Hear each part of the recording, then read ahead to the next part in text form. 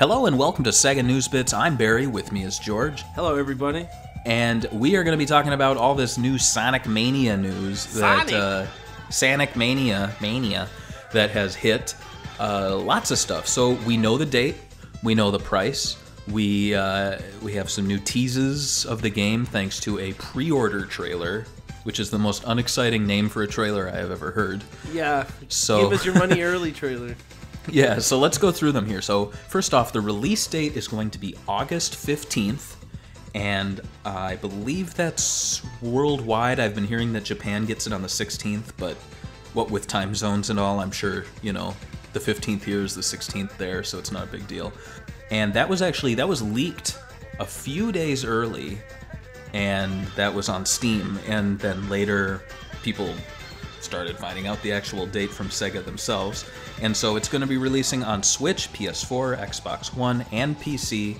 As for the price, it's going to be priced digitally at $19.99. What do you think of that price? That's ridiculous. Well, I mean, not really ridiculous. I think there's this whole thing where digital games have been inflated, like the last few months. Like the port of Ultimate Street Fighter, Ultra Street Fighter 2 or whatever on the Switch is $40. And that's just a port of a 27-year-old game. So I think a lot of people just thought this was going to cost more, but I think 20 and 15, that's what I always thought it was going to be when we first heard of it. So, I mean, what's your thoughts on this? I think it's a great price. I mean, I did some digging and found that when Sonic 4 Episode 1 was unveiled, that was $14.99. This is a lot better value, obviously. That's I'm surprised, and I think it was $9.99 on iOS. And so, I mean, that game didn't have much at all. It was Sonic only. It was four zones with, 3 acts each, I think. And whereas this one, I've been hearing that this game is as long as Sonic 3 and Knuckles. We've been hearing, they haven't confirmed this yet, even on the pre-order trailer. They didn't talk about all the levels that were going to be in it, or how many are going to be remixed. Yeah. I'm surprised by that, too, because you'd think that would be a good selling point to be like, X number of zones. You know, you don't have to say how many are new, how many are returning, how many acts, whatever. I don't know. It's kind of weird that they put the pre-order trailer, yet we don't really know the length of the game. I think they've been keeping that a secret. Mm-hmm. We've only been hearing like rumors from people. Rumors in the shadows. As for that price, you know, there is the collector's edition box. That, I think, was $69.99, but obviously if you pre-order on Amazon, you have Prime, and there's all those discounts, it brings it down to $60. So minus the cost of the game, that's $40. Do you think that's a good deal? Well, I mean, we're buying it for the extras, the goodies, the Sonic SEGA Mega Drive clock, or whatever it is. It's not even a clock. It's like he's standing on the Mega Drive, which you should never do. My cat does that, and I get her off of it. Get her in trouble. Break it. Yeah, and I think it does the Sega, you know, when you press it. Yeah, it comes with a collector card, and which has the digital code on it, a metallic card. Comes with a cartridge, like a Sonic Mania cartridge that you can open up that contains a gold ring.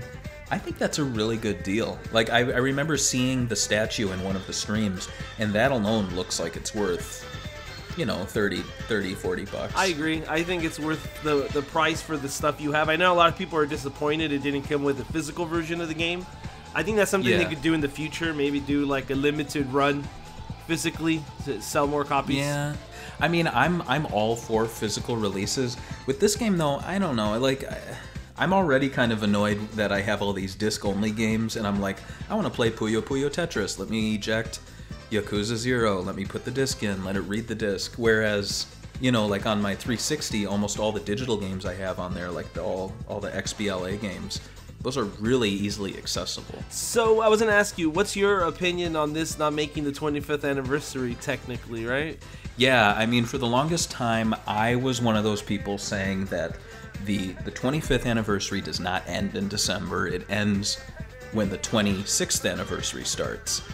And this game's releasing, what is it, June, July, August, about 2 months after the anniversary. So it's a shame, I think, that it's not releasing on, like, that week. That would be amazing if they could do that, but I think they just they wanted to add so much more to the game and make it better. So I'll take a better game to something that lands on an anniversary date, because we've seen in the past that that's what hurt Sega. They would rush Sonic 06 to make it the 15th anniversary game. I agree, and I think this is a new way of Sega handling Sonic, and they're showing you that they'll skip an anniversary and give us basically only Sonic Boom, Fire and Ice, if it means Yeah. that the games will be good when they do come out. So that's good. Right.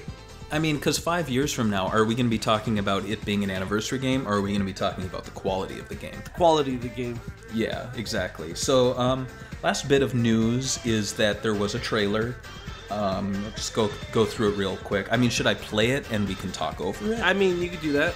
All right, well, I just hit play on my end. So, you know, it opens with the Sega Proudly Presents. That's something that we saw when we saw the initial premiere. Yeah. And I think we both commented how they're proud of it. Like, that's something. I thought it was cute with the little bunny ears. It was a little nod to the fact that Sonic was originally going to be a rabbit. Yeah. And you can make a rabbit in Sonic Forces, which is pretty funny. What do you think about this art style? I like it. They have? I like it. It's like all sketchy. It's supposed to be like the sketches of what's his name? The guy that did the original art. Tyson. Well, yeah, like the original art from Sonic CD, and then Tyson Heese, who worked on the Archie comics, the Mega Drive ones that were sadly canceled. Yeah. I think he did the keyframes, so I don't think he did all the animation. I think he did like the key frames, and then someone filled it in. And you know, there's the reveal of Stardust Speedway, which has some killer plants. That's really cool. And then I love the ending of it, where Sonic appears and there's an elevator and he gets in, and you know, there's the buttons 1, 2, 3, K, M. People have noted that CD and 4 are oddly missing. Well, I think 4 was supposed to take place after this, supposedly. They're still keeping it canon. But, no, I agree with you. I like when you press the buttons and then everything turns into color. That's cool. It's basically... Yeah, and Aaron's been saying that, you know, like, oh, I'm so excited that they made this trailer. They haven't really been saying that these are cutscenes. I think that's a surprise they're holding on to. Yeah, no. We had that rumor that they leaked the animated cutscenes. And I think, if I'm remembering correctly, we knew the name of the animator, right? We did, yeah. I just forgot now. But he worked on Cartoon Network. And I think when they were doing the special thanks to the people who worked on the trailer, his name got called out. And that's kind of... I think it's kind of funny. I'm sure he's like a really awesome guy. He does some awesome work, but a little behind-the-scenes info. When we posted that story, someone was going on there leaving comments saying, "Oh, that's not the guy. That's not him." That's yeah. And I think that was him using an alt name trying to cover his ass. Probably, yeah. And I was like, dude, be proud of your work. Just don't share it on your Tumblr. But exactly. They've been doing a lot of mystery box on this, you know, like not telling us things. I think telling us the number of levels and the fact that there are animated cutscenes would be very good, because I don't think the general public even knows much about this game. Yeah, and I hear a bunch of stuff like, there was somebody on like Reddit the other day that was like the highest voted comment that was saying, "Thank you, Nintendo, for making it $20. It's like, what does Nintendo have to do with the pricing on this game? It's like people don't even understand the game's coming from Sega sometimes. It's ridiculous. Yeah, I think the one negative I would have to say about this game is I don't think they're doing a great job selling it to the masses. I think they're really speaking to the fan base. Maybe that's all you need, maybe. Maybe. So it's going to be interesting. I'm really looking forward to the sales figures and the review scores. I mean, it could be a hit. I think it will be a hit, but you know, you always got to be weary. So what do you guys think out there? Do you guys think this game's going to be a hit? You guys going to buy it for $20? Are you guys kind of disappointed it didn't hit the 25th anniversary? Let us know in the comments below. And thanks for following us and subscribing. We just hit 10,000, so... hit subscribe if you haven't. They'll be lazy. Let's hit 100 million.